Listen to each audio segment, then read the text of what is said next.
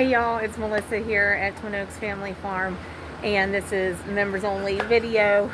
Came out here to check on the chickens for just a quick check. Really glad that I did, because I got out here and I actually had two large roosters on their backs, and when I first saw them I thought they're goners, and then I could see they were still breathing.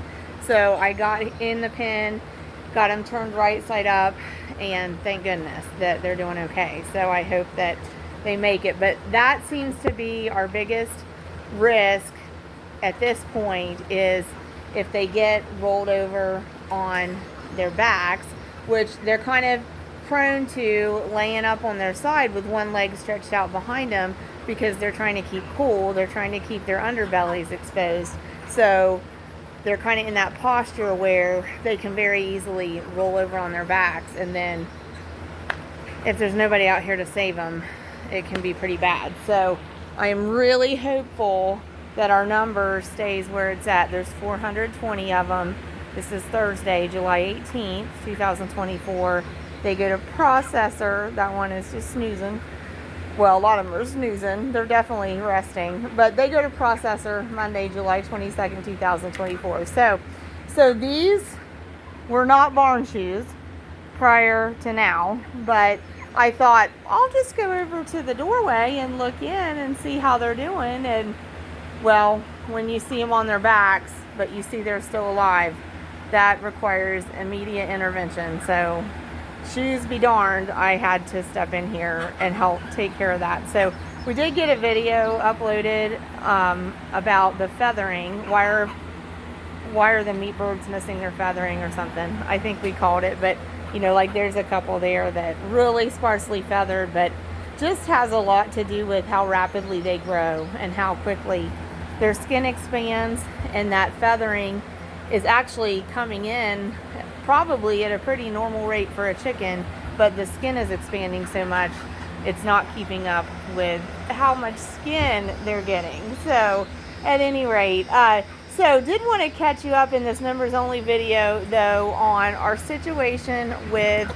transport with the crates. So we have 420 chickens and we have enough crates for 200 birds. So we were kind of like, oh, you know, this is a little bit of a dilemma, because it's going to create a situation where we have to handle at least half of the flock, much more than the other half of the flock, to compensate for not having the crates. So we did actually get a hold of Stromberg's Poultry Supplies, see if they had them, see if there was any potential to still get shipping to get them here in time. Also see if there was potential, if shipping wouldn't work out, for us to go to one of their physical stores and actually get the crates. So really, we've at this point created our own chaos. It was too late to have them shipped for this flock's departure, and really it's somewhat impractical to drive to Stromberg's location from here. It's a 6-hour drive one way to the closest one. They do have the crates there, and they actually have them on hold for me right now, because I had called and spoke with somebody at Stromberg's. But I'm going to call them back and tell them that we're still going to go with getting the crates, but we're going to go ahead and have them ship them. No rush on them, no priority on them. We know we're not going to have them for this flock's departure. But my husband, he is a good problem solver, and he is really great at not just jumping to one conclusion and trying to figure out options. So when we were talking about the crates and the possibility of maybe even driving 6 hours away to go get them, my husband said he was going to check in with our processor.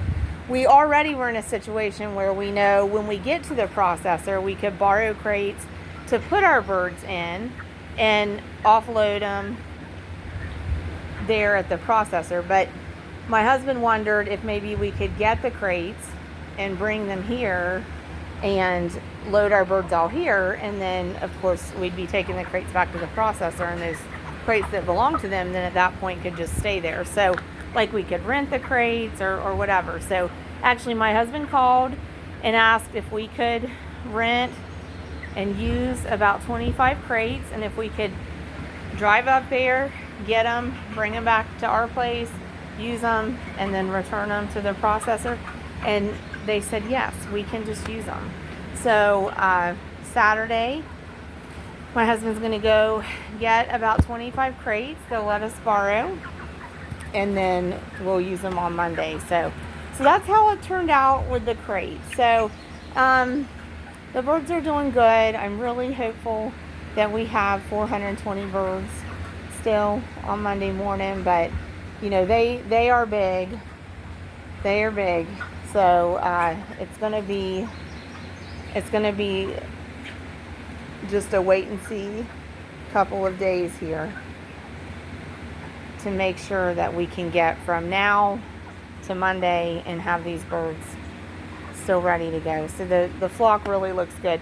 So just keeping up with food and water now. I think we have about 100 pounds of feed left in feed sacks.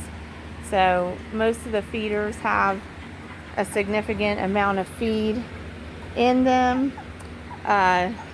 They'll eat that down though. I think we're going to end up right on with feed. We're going to take feed away Sunday mid-afternoon for them to go to the processor Monday. So we're going to also put down one more bag of bedding over in this corner. We had just done several bags throughout the rest of the pen, so we're going to do one more today in this corner. Actually, it's here. I don't know if y'all can just spy it there behind the wheelbarrow. My middle son dropped it off on his lunch. I wasn't here. I had an appointment then, but he dropped it off for me. So I'm going to put that down here now.